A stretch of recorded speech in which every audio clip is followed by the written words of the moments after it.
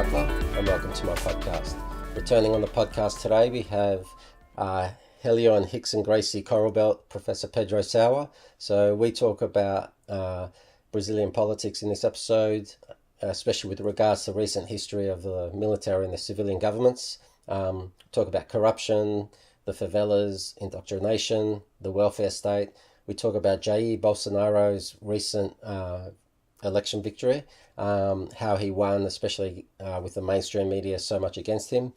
We talk about the state of hospitals in Brazil, education, the difficulties of owning a business. He also tells us a story about meeting the Dalai Lama, which was pretty cool. The history of the Aeroplane and the links to Brazil through Alberto Santos-Dumont.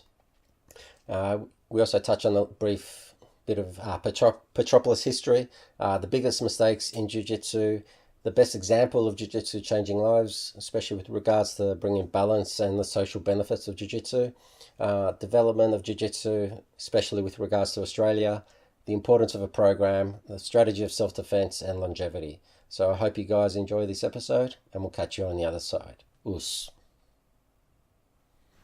Hi guys, I'm the Impaired Grappler, and welcome to my podcast. Today we have a very special guest returning for his second time on the show. It's Professor Pedro Sauer. Welcome. Thank you very much, amigo. Thank you. I appreciate it, Sama. Thank you everyone, guys. Now, this is going to be a little bit of a different podcast. I just wanted to talk a little bit about politics and about the recent Brazilian election. Okay. The candidate, how do you say his name? Jair Messias Bolsonaro. So, can you just start on what was it like sort of in Brazil the last, in recent history, maybe the last 30 years?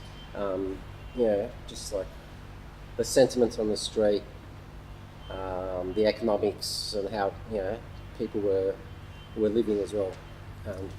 Well, Brazil economics in the late 30 years, or even try to go a little bit farther when I was a kid, since 1964, Brazil had the population got together and they begged for the military to take over the country because the country was going to the same direction of Cuba at the time, and Fidel Castro. So and the socialists.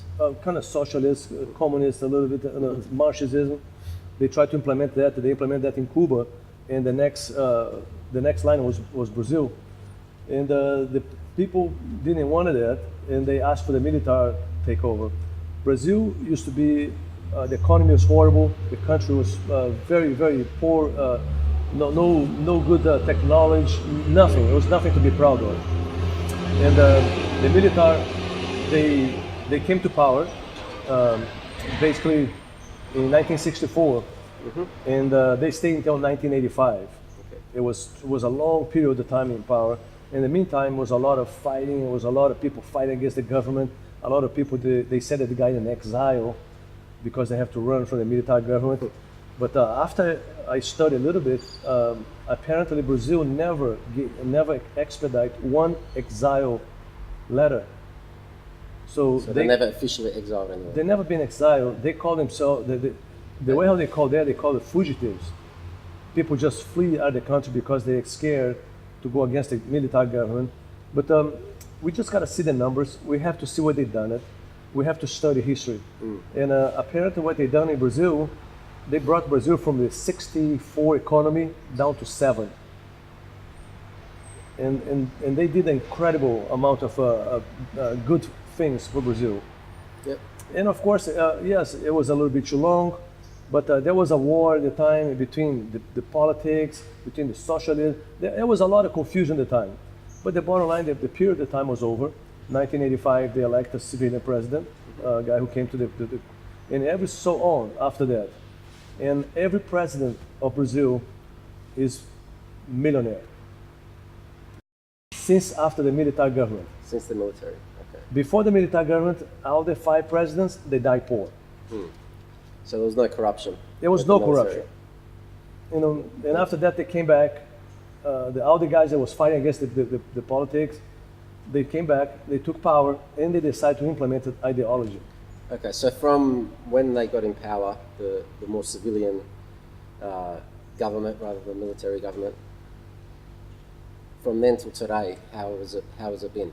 They destroyed the country. Destroyed the country. They completed. The numbers are in the trillions of dollars that they stolen. Well, because Brazil is one of the highest economic, one of the tops in the top 10 countries, like seventh or GDP. Yep. Or used to be. It was like a powerhouse in. Unbelievable amount of resource. The problem, the politics, they steal everything, and not just that, they educate the population how to steal. Yeah. So unfortunately in Brazil today, you don't have hope of work. Nobody has job, and people that doesn't have anything, they want some kind of help from the government, but the government is just help themselves. They just help the top notch, the top cream of just the top guys, the top layer, and everybody else is poor. The education went down to the dirt. The health is down to the dirt. The crime in Brazil, we have 60,000 people dying a year. It's more than a wars. Well, it's like you think about the favelas. When did that come about?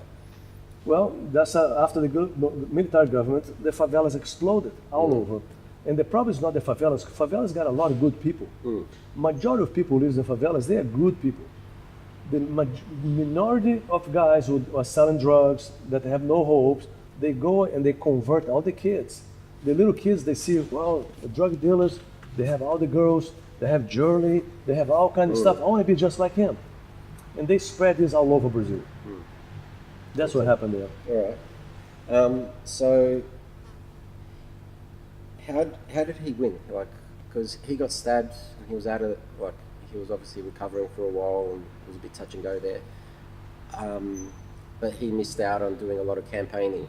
So how did he win? Whereas like he raised $1 million to spend, and I think he spent like $700,000 out of that. Yep. Whereas the previous guy, the previous person to be elected, spent $150 million. Close to 350. Or 350. Down to 350 million. Okay, so it's like 350 times more money. That's crazy. That's unbelievable. Yeah.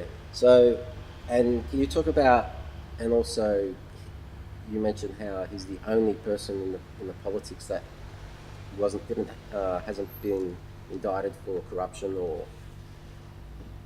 Well, the politics in Brazil is a very dirt. They are very dishonest, and they are there. They promise everything until they get in power. After that, they forget all the promise. That's how they do. And when they get in power, everything they do, they try to they take a percentage, they take a cut. So anything you want to do in Brazil, you have to bribe somebody. That's how the country is being run since the military law, kind of since the civilian took the power. And then it filters down to the people as well, and everyone's just bribing everyone. Spread everywhere down. So it is Jair Messias Bolsonaro is the only politics, and he was mentioned in several operations as the only guy that didn't get corrupt in 27 years of politics. So what he did, he brought this to the arena when he was competing against the other candidate. The other candidate, his name was Fernando Haddad. And Fernando Haddad was the worst mayor ever São Paulo ever had. He's the worst mayor. And some people think they're going to do something good for Brazil. So, and Fernando Haddad, it is basically they call him a puppet from Lula. Lula was a president that from 2003, he had 2 terms. And Lula, he was the guy who got caught in many corruption. Lula destroyed the country. He incentivized ignorance. Incentivizing. He used to brag himself, I hate books. You see a president saying something like that, man, the president hates books. Oh, you see a president saying live camera, yeah, we lie, we invent a whole bunch of numbers. You used to lie, you used to just throw numbers and numbers and numbers, and they applaud us. So he's a guy who bragged himself to be corrupt, and not just that. The guy has education that the guy had. He's just a street smart guy who lived his whole life doing strikes. Okay. They said that when he was young, he was working in a factory, and he cut his own self. He cut his finger off. Okay. And he's been retired, collect pension since then, living his whole life doing strikes. And later he elected president. He got a lot of popularity, he assumed the country, or he was in power when the country was very wealth. So he spread a lot of wealth on the poor people. But at the same time, those poor people now, they own Lula. They owe Lula, because now you don't vote for your mind anymore. You vote for your stomach, because Lula is giving you $50. He's giving you a sandwich, he's giving you a piece of bread, and you vote for him. And that's what happened in Brazil. But you don't get that if you try to find a job that doesn't pay much. You don't get any incentives. No, I got an example. I know a guy in Brazil that want to open a textile business, and he decided to open a course, and he brought 2,000 women. 2,000 women did this course, and they all came to the factory, learned how to all the machines, all electrical machines. When come time to hire those women, they said, no, we cannot be hired. We have to be paid under the table. How come? Well, because we all have social work. We all work. We receive a social pension. The government is giving us $500, $300, $200, so we cannot lose this money. So he didn't hire one person from 2,000. That's what this guy did in the country. Okay, that's amazing. All right, so how did you meet Bolsonaro? And what do you know about him? Because like we see in the mainstream media, and it's like, there's a lot about fake news out there, and a lot of people are saying, oh, far right and fascist, and calling him all these things, and bigots and racist, and everything that they throw out there for anyone that's might be slightly on the right or whatever. So I was just wondering if you could touch on that, on him as a person. Bolsonaro as a person, I met him in July, and I was one of the first guys who spoke publicly about him in my environment, in my friendship environment. And I got bashed. A lot of people talk, I can't believe this guy's this guy's that. I've seen a little bit of it, but because you post a lot of the Portuguese stuff, and that's why I wanted to talk to you about it, because I don't understand all the things that you're posting, so I wanted to sort of, sorry, go on. Well, think about this. Right now, the Congress, over 500 people, all corrupt. Somebody has to have a stomach to deal with those people. And the only way to do that is to come up with a spray. When you kill all the cockroach, somebody has to come with a spray like that. Just nuke them all. You have to clean up the area. Not kill it, but put those guys out and make them responsible for what they've done for the country. They are living a life with millions of dollars they've stolen from the people. Yeah. People die in the hospitals in Brazil. You cannot get a doctor to operate you. They don't have medicine. They don't have syringe. All the hospitals in Brazil, people die in the line. And this is the real crime. Because the money instead to go to the hospital went to the politics pocket. The education in Brazil is zero. They are teaching kids at 6 years old how to perform sex. Got to have priorities. Well, they speak very loud and clear that your kid, when he's born, he didn't born a man or a girl. He born as a person, and it's up to him or to her to discover what she's going to be. Well, that's a whole other debate. That's what that's the whole. The Bolsonaro started coming to this because he saw a group of people going to the Congress to approve under the education ministry materials book. When you open the book, it is a hose, and you slide your finger to the hole, and you close the page. For 6 years old little girl, teach people how to do that. And Bolsonaro apparently at the time fought against that, went against that. They call him homophobic. Well, it's just sexualizing of children, which I don't like.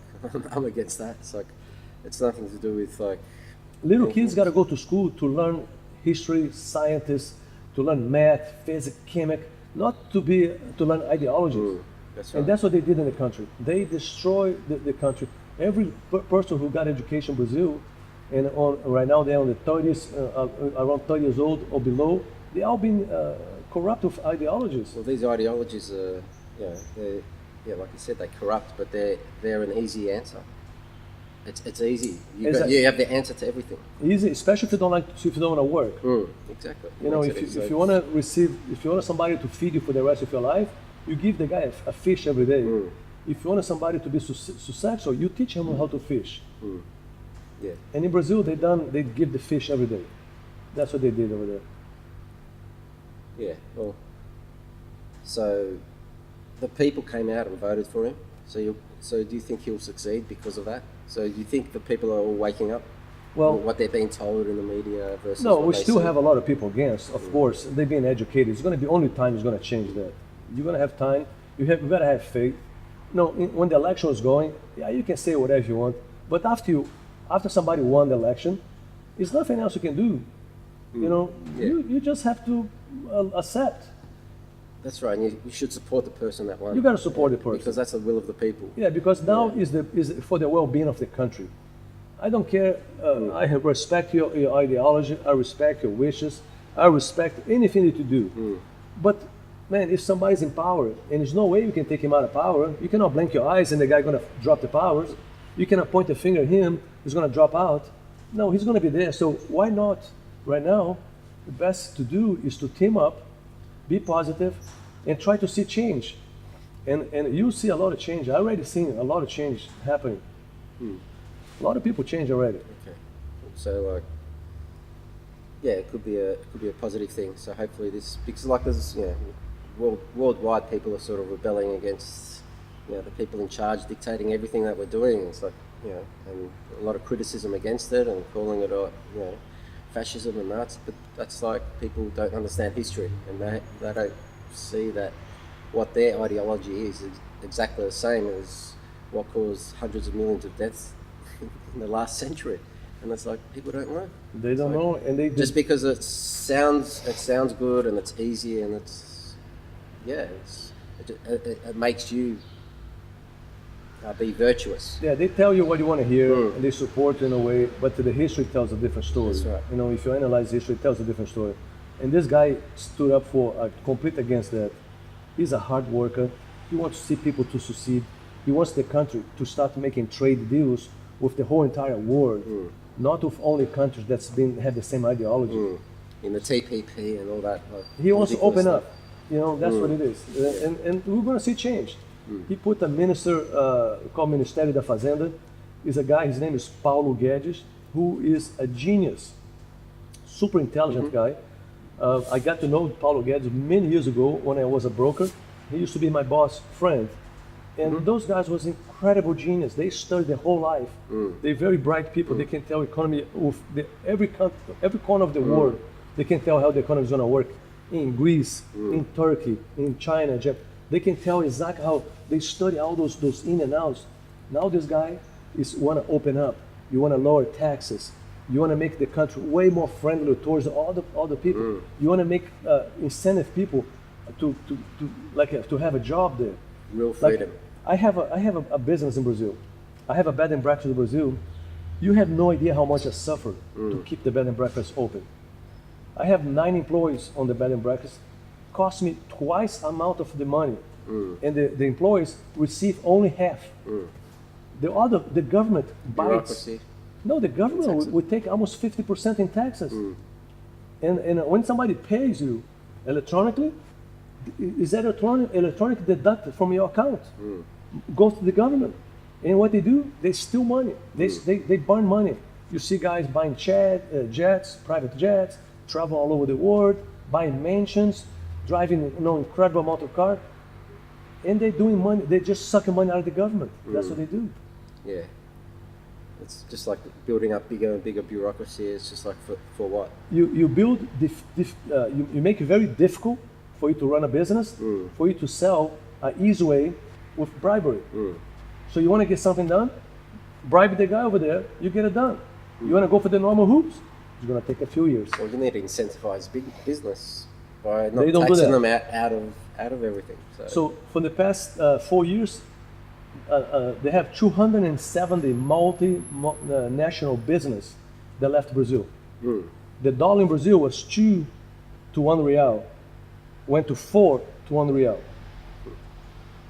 Right now, when Bolsonaro was winning the election, when the election was kind of tight, the dollar went to 4.2, 4.20. The dollar went 4.20. Right now, after Bolsonaro win the election, 3.6. The stock market spike. So you think those people don't know? They probably know something a little bit different. Yeah, it's always the stock markets. Those people know something. They're putting their money out there. It's a lot of money, so they study. They have to know, otherwise they'll just lose the money. But yeah. Just wanted to touch on a few other things. The story of you meeting the Dalai Lama. Could you go into that? How did that come about? And could you, because that's a pretty fascinating story. Man, that happened many, many years ago. I was in China meeting one of my black belts there. His name was Chet Quint. And Chet Quint's wife, she made a reservation in a restaurant close to Tibet, a Tibetan kind of area where Tibet food, was a Chinese New Year's. I don't remember the year, maybe 2004. But I'm not sure exactly the year, to be honest. I got to check them. I got a picture of him. But so anyway, we went to this restaurant that she made a reservation. And when we arrived in the restaurant, the table was taken over. It was no longer available. Okay. So my friend's wife, Chad's wife, started getting an argument, and I kind of walk away a little bit from the confusion, try to stay a little bit away. And when I look inside the restaurant, I saw this guy dressing in a kind of gold, yellowish kind of color, with her glasses, and the guy have very nice aura, very, very calm, and I kind of looked at the guy. It was pretty far away. I kind of looked at him, and I had the impression that he was looking at me. So I kind of, very discreet, I kind of did my hand like this. I put my hand like that, and he did that. And later did put my hand like this, and he did that too. And I walked towards him. It was the Dalai Lama. And he invited me to sit, and me, Chad, and his wife would sit at a table, and we had a dinner.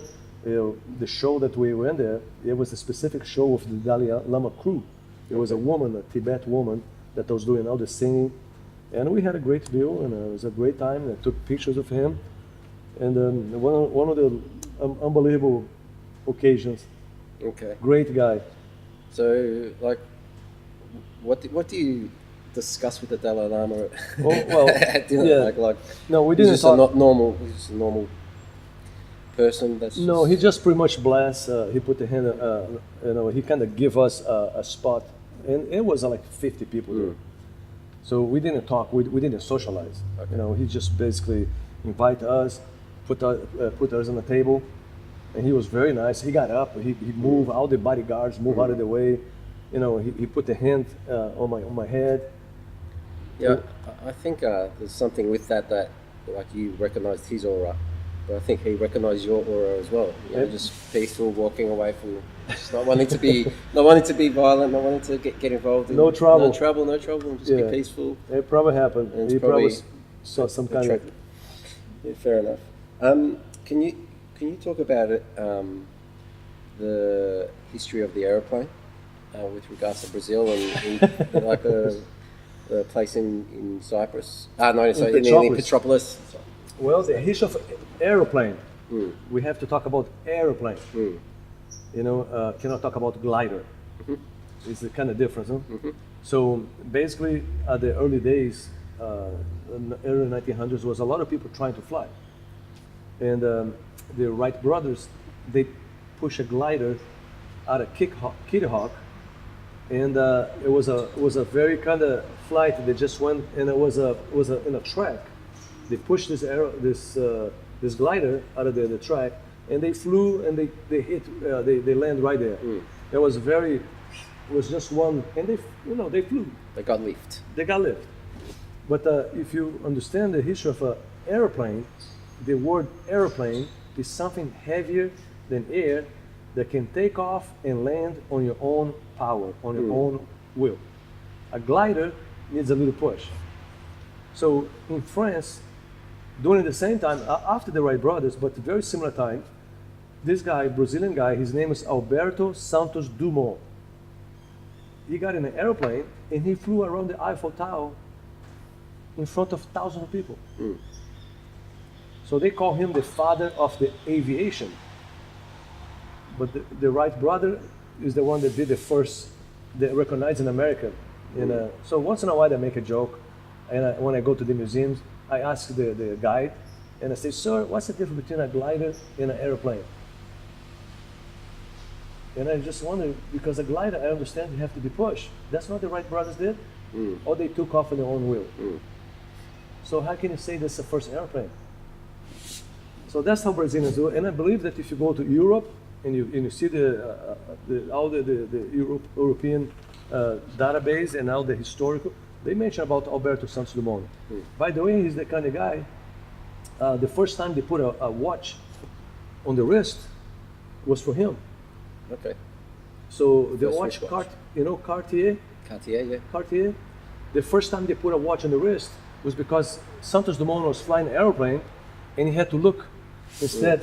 Instead of pull it out or in the pocket. Yeah. So they put it in his wrist. So the first wristwatch came from this guy too. Cartier did a watch. And what year was that? I want to say 1906. I'm not 100% sure, Yeah. but you might got to check it out. Yeah. It's kind of interesting story. 100 years later, look at us. And today we have incredible airplanes, we have incredible stuff, but in the early days, this guy used to live in Petropolis. And he's got that funny staircase at his place to make sure he steps left, right. It was a very steep, it's very steep stairs, and they only to make the steep stairs work if you only make a half step. So that you have to stop always with your right foot, like this, you go right, left, and you can climb up the ladder. If it was a full ladder, you have to move your, Go around. Yeah. instead just lift your leg. So That's pretty he's the cool. one who did that too. Yeah. Same thing, Petropolis is kind of chilly place in the winter. He created the first way to get a warm shower. Okay. You put a bucket and light a candle and it's a bucket. Okay. Yeah. And he just pour it in. And you can see him, he just pull a little cord, the bucket, it move. You probably saw that if you see the house. We saw the house. We didn't go in, but yeah, we saw the house, Oh. and saw the steps. But yeah, just walking around Petropolis. It's a beautiful city. Beautiful, gorgeous place. That's a historical city. That's where the king of Brazil used to live. Yeah. I discovered Petropolis, the kind of similarity with Portugal. You know, if you go to Lisbon in Portugal is like Rio. Okay. And if you go up in the mountains, you go to Cascais. And that's Petropolis, Cascais. That's the place where the wealthy people used to spend summer because they couldn't take the heat. And there's a lot of the architecture's the same. Similar. Very similar. When I was in Beautiful Portugal, oh my goodness, I thought I was in Rio de Janeiro. I saw everything there. I was so comfortable with the language. I was comfortable seeing everything there. Well, every time that I look somebody walking the streets, it looked like I was looking at one of my relatives. Because I have a lot of, my grandma's from Portugal, from my dad's side, and I had other Portugal people from the other side. So a lot of people that I saw, that I grew up, look just like those Portuguese people there. Something like to be in town and you see your grandpa's brother walking in, walking by. They look the same. They look just like the same. Speak the way, same mannerisms. Same the way how they look, the same walking, the same kind of mannerisms. That's Really amazing. funny. So could you talk about in Jiu-Jitsu, like when you're traveling the world doing seminars, biggest mistakes made that you see, or if not mistakes, like what you see from maybe 10 years ago compared to today, how maybe there's less mistakes now? Can you talk about? Well, mistakes that I can see that can happen is for the student, of course, instructor motivating the student to grapple too early, to fight too early, to try moves too early. I think that's a mistake. It's okay if we were one-on-one. Now we can talk. But imagine a school with 400 students, and you say, okay, guys, we have a class here, got 60 people in this class, let's start grappling tonight. Pick a partner. So look at the risk that you put in everybody there. They don't know finesse. They don't know how to stop. They don't know how to. They don't have the joint. They don't know a little bit the joint mechanism yet. And they try to do the armbar. They start squeezing. They try to push and pull with not so much finesse, and that's a disaster for everybody. So a one-on-one, no problem at all. But when you start talking about schools in a high-scale school, you want to be successful. You got to think about how to teach people how to first walk. It's like to teach somebody how to drive a car. Somebody's going to walk in a track and you're going to give him a key of a Formula One and tell him, go ahead, my friend. If you got any problem, just hit the brake and you slow down. Oh, yeah. It's a disaster, right? Now you're not going to be able to drive the car right. You're not going to do nothing right. You won't be able to start the car. Pretty much. So now what happened after you educate the person how to drive first a Formula 3, and after that you educate him how to drive a Formula 2. After that you educate him to do a Formula, he might have a chance to drive the car better with less accidents. Doesn't mean he's going to explore the limit, but it means he's going to be able to drive better. So Jiu-Jitsu the same way. We need to understand the mechanics. We need to understand that we are trying to break each other's joint, especially knee bars, foot locks, elbows, shoulders. We are trying to do this every night. And if we don't educate each other, we're going to lose. Most of the guys are going to get hurt. You can go to any school, any Jiu-Jitsu school on the planet, and ask anybody, how many people here never got hurt doing Jiu-Jitsu? You're not going to see nobody lift their hands up. You can ask another question. How many people here almost got hurt? What I mean, almost got hurt, like you felt like they almost broke. Everybody lift their hands up. Yeah, well, yeah, you got to learn the alphabet. Your body needs to learn to move in the way before you can start putting words together and then sentences and phrases and then start saying paragraphs and then writing a story. Now you can have a conversation. That's it. You can have a conversation. Now you want to try to have a conversation without speaking the dialect? That's it. So, yeah, exactly. So that kind of leads into something else. So, like, what advice would you give for people to reject the victim mentality and embrace the victor mentality and to be the victor of their own lives? And like, if there's what's the biggest example of Jiu-Jitsu changing someone's life that you've seen?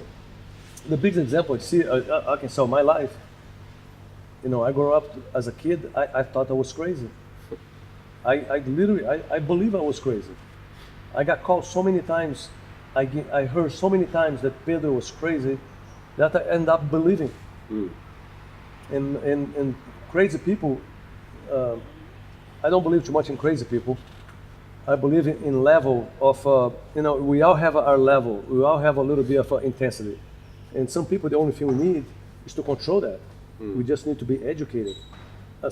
What you can call crazy, maybe you can call somebody eccentric.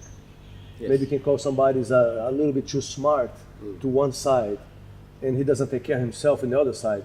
He's eccentric. So what you do, Jiu-Jitsu allowed us to balance that. That happened in my life. I started doing Jiu-Jitsu, and I used to go crazy on the mat. I used to freak out on the mat, and nothing worked. I was getting caught. I was getting mauled on the mat every day. And the moment that one time Grandmaster Gracie gave me a hard time on the mount position, he put a hand on my neck, and I tried to escape. I couldn't escape. And he looked at me and said, "Hey, you think you're crazy?" Well, I discovered that he was talking to my mom. And my mom told him that, hey, my Pedro is kind of crazy. And Helio didn't believe in that. Grandmaster Helio said, well, if you give him $100 bill, he's going to eat it or put it in his pocket. My mom, very awkward, because she didn't understand very well. She said, I put it in his pocket. I can still fix him. If you eat it, yeah, he's really crazy. If you put it in his pocket, I fix him. And that's what Jiu-Jitsu did for me. And today, when I see people that could be a little bit more wild side, you bring them to class and you bring the social part of Jiu-Jitsu. Because the benefit for anyone, I don't care which school, which country, which language you talk. When you start doing Jiu-Jitsu, your benefit is going to be social. You're going to be a better fighter for sure. Man, you get somebody who never done Jiu-Jitsu before, and you see that guy a year later, 2 years later, he's a different person. He's more comfortable, he's more confident, he's a better fighter. But how many times are you going to fight? Yeah.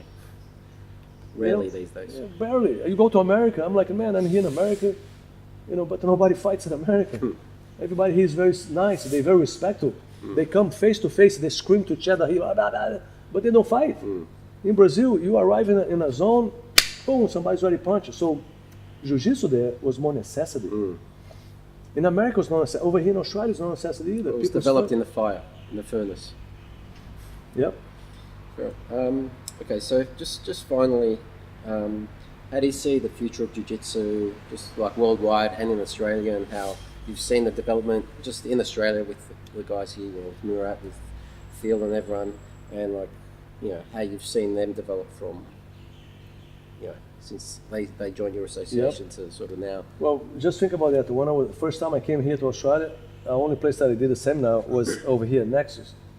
Actually, we didn't. No, we did it was a big event. We hired out some like gymnasiums, some basketball stadium or something. Yes, that was the first time that I came to Australia. And the next one, I came to Nexus. There was not so many schools. There was not so many people. It was a small community. Today, anybody who followed the program, any school, and Nexus is a great example. You come to Nexus Academy, you're going to learn our Grandmaster Helio Grace program. When you learn those programs, you're going to be a life longer on the mat. You're going to start understand Jiu-Jitsu instead try to fight Jiu-Jitsu. If you understand Jiu-Jitsu, that's the first indication that you're going to survive longer. When you don't understand Jiu-Jitsu, you're just fighting. And what you mean by understand, you're talking about the self-defense. The strategy of self-defense to understand when somebody misses the timing to protect himself. He's no longer ready to defend himself. He cannot protect himself anymore. Now you make him say uncle. Now you tap him. The self-defense is a way for you to premeditate moves. Most of Jiu-Jitsu practitioners, we try to defend the move after somebody catches. And really stiffen up, and then that's when you can... We try to fight yourself after that.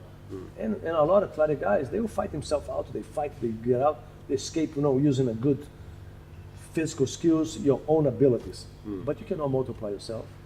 How can you make a little girl be just like you? Yeah, that's right. How can you make a little girl freak out, get out for a move? But you can make a little girl understand Jiu-Jitsu, and before somebody tried to get her in an armbar, she just hide her arm. When somebody tried to get her in a choke, first hand goes there, she put attention the second hand. She hide the lapel, don't let the second hand touch. Instead, you put your hands on my neck, I bust your grips out of here. That's the perfect recipe for disaster. You're going to build very tough guys, but you're going to have very short longevity. Your school's going to suffer, you're not going to be able to grow old in Jiu-Jitsu, and you're not going to be able to multiply yourself. Okay. All right, cool. So is there anything else you wanted to touch on? I just want to say hi to everybody, Australian guys. I appreciate anytime he's in Australia. Nexus, we have tons of people here now, but Murat is the first guy who started here, started at all. All the guys, most of the best guys here that came, I bet been in Murat's hands before, passing Murat's school. You met him at Blue Belt? He was a young blue belt. I think we have a picture right there, right here, back there. Young blue belt Murat. And how many years ago was that? 2004. So almost 15 years ago. Now look the difference. Murat today, he runs a very nice association here in Australia. He built an incredible amount of guys here. Married, 2 kids. Look his social life. Look how kind, how nice, how relaxed. The guy's just a comfortable guy in your own skin. And those are the benefits for Jiu-Jitsu. And that's something that, in my personal view, I prefer to see people Murat's style than to see, put a lot of effort in fighters and nothing wrong about that. I totally respect everybody, every style. But my style is more on the personal side. I prefer to see personal gain. And of course, with personal gain comes a lot of physical gain too. And you realize the grass is greener on the inside. Yes. It's not all that. It, yeah. And basically, one thing that I bring to everybody, I think when you understand Jiu-Jitsu that way, again, I say this in every seminar, every student that walk in the door, if you bring the guy to a parking lot and say, guys, I got to move a car, every student is going to grab the bumper and going to try to lift the car like this. A student who's a little bit more educated might start to lift the car more with a posture. In Jiu-Jitsu, with good quality instruction, we teach students how to use a jack. Now, the guy uses the jack, he's a spoiled, and he can be spoiled from the first day of class. And after that, he's a comfortable guy. He can go an incredible change. Can you imagine if you start to learn how to use a jack? Why are you going to use a muscle? Well, that's right. Archimedes, give me a lever big enough and I can move the rod. All right. That's the idea. That's it. All right. No worries. Thanks once I again. appreciate it, amigo. Thanks, Ava. Pleasure. I appreciate guys. All the Australian Thanks, guys. everyone. Thank you very much, man. All right. See you. I appreciate it, guys. Alrighty, guys. I hope you enjoyed that podcast with Professor as much as I enjoyed doing it. Yeah, be sure to hit the like button, leave a comment down below, or subscribe. Be sure to check out my links in the description to my social media and all that, and also Professor's links down below as well. So, hope you guys enjoyed that episode, and we'll catch you next time. Peace.